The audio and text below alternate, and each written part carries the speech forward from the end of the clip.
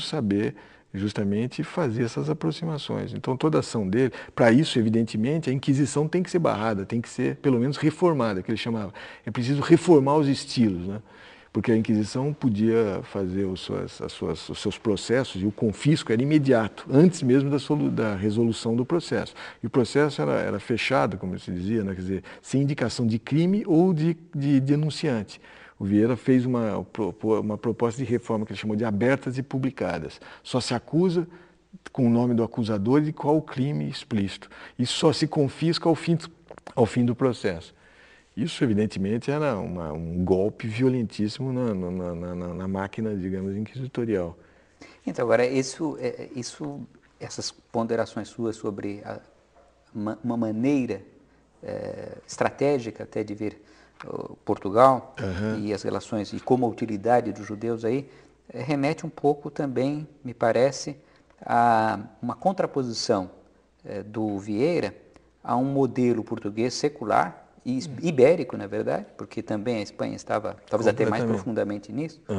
E então, da onde você percebe as origens as fontes, da onde ele pode aurir estas ponderações tão da tradição ibérica? Eu acho que essa é uma questão difícil, quer dizer, não é uma coisa que eu responda tão facilmente, mas eu acho que o núcleo dessas articulações complexas que o Vieira promove está muito associado ao próprio pensamento jesuítico. A própria Companhia de Jesus tem uma tradição judaica, ela foi acusada durante todo o tempo de judaizante. Você sabe que dos grupos dos companheiros do Inácio, pelo menos 2 eram já certificadamente de origem judaica, né? Quer dizer, esse internacionalismo, esse cosmopolitismo, essa capacidade, essa flexibilização, esse casuísmo, se você quiser chamar, hoje só se fala disso de uma maneira pejorativa, né? Naquele momento faz parte da questão teológica decisiva, quer dizer, o casuísmo, você só diz o que é verdadeiro ou bom, considerando o conjunto das causas, né? Isso se aplica a toda a ordem do pensamento jesuítico, né? Por exemplo, na confissão e todos esses grandes coisas em que eles tendem a ser considerados laxistas, ou seja, as circunstâncias muitas vezes são até mesmo acusados de heresia pelagiana, né? Porque é como se quase o pecado não existisse, porque há sempre uma circunstância atenuante. Então a tendência dos jesuítas é essa capacidade de pensar as categorias muito a partir das circunstâncias de um certo e pragmatismo. Também eu perguntaria, né? se não há uma certa,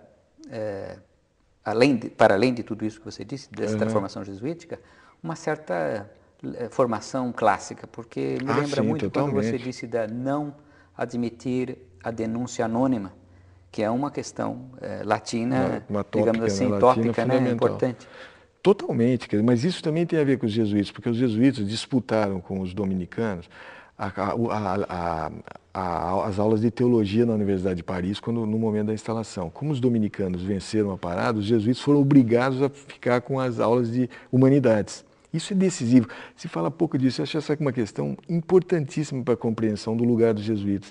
Eles só puderam dar aula de humanidades, e aí eles tentaram fazer o que eles chamavam na época de moralização de todo o mundo clássico, que eles não repudiam mais, mas eles tentam fazer como uma espécie de previdência ou antevisão, prefiguração, não é? Todos esses elementos. Então eles trabalharam muito nessa relação analógica entre a cultura clássica, que eles eram embebidos. O Vieira, no sermão dele, absolutamente nenhum que você abra que não tenha Cícero, Sêneca, e vem toda uma cultura monumental ali. Não é? Quer dizer, e particularmente Cícero e Sêneca, que são esses prefiguradores do cristianismo, né? Pelo estoicismo. Esses são decisivos mesmo. Agora, um tema que o nosso público se interessará em particular é o caráter, assim, digamos, interdisciplinar que o Vieira proporciona, porque além de ser um grande, talvez alguns já disseram que seria talvez o maior escritor da língua portuguesa, mas para além disso, há todas essas questões de cunho histórico, sociológico, antropológico, e de outras disciplinas. Então, embora o professor Pécora trabalhe a partir de um certo ponto de vista, que é o ponto de vista da teoria literária, mas como vê essa questão do caráter inter e transdisciplinar da abordagem de Vieira? Eu concordo completamente. Inclusive, é muito difícil você pensar no Vieira como um objeto de teoria literária, especificamente, que é uma disciplina marcada, como todas as outras. E uma das coisas da minha tese, ou talvez a coisa mais difícil e mais importante, foi justamente eu tentar demonstrar que as categorias propriamente literárias não se aplicam ali. Assim como não se aplicam categorias puramente históricas, no sentido de elas serem desvinculadas, por exemplo, das categorias teológicas, ou as categorias teológicas das categorias retóricas. Ou seja, a tentativa que eu fiz nessa tese de mestrado foi da unidade teológico-retórico-política dos sermões. Quer dizer, de fato, ali é um complexo, quer dizer, ele opera dentro de um registro unificado pela presença de Deus, vamos dizer assim. Não há nenhum sentido de estabelecer, digamos, disciplinas rígidas, uma vez que todas elas têm uma inspiração básica desse tipo, né? Então, de fato, o Vieira, eu acho que... Não... Agora, esse é um desafio em particular para o pesquisador moderno, justamente porque nós estamos muito engaiolados, encaixados em disciplinas rígidas e recortadas até pela administração, porque a CAPES, o CNPq, tem aqueles comitês específicos, né? Mas é exato, Pedro. Por isso que talvez eu acho que eu disse que no começo nós começamos dizendo, olha, cada vez mais ele é desconhecido.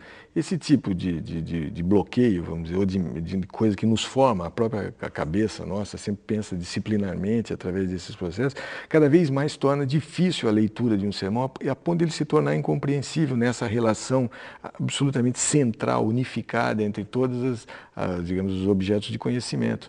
Porque é quase como aprender uma nova língua, de fato, porque cada categoria, mesmo quando ela ainda é válida hoje, ela tem um sentido, uma área semântica de distribuição dos sentidos assim, muito diversa. Que não bate com a nossa. Não batem. É uma linguagem que você tem que redistribuir. Por isso é tão difícil falar do Vieira, porque a gente tem que, cada termo, como nós começamos a fazer com o judaísmo, com o ecumenismo e todas as discussões, ela tem que ser repostas numa nova área, digamos, numa nova gramática cultural, vamos dizer assim. Isso torna muito difícil a aproximação, há muitas mediações a se fazer antes de poder falar objetivamente sobre ele, né? Bom, foi uma satisfação muito grande, professor Pécora, recebê-lo hoje no programa Diálogo Sem Fronteira. Muito obrigado. Eu que agradeço, foi muito agradável esse período aqui entre nós.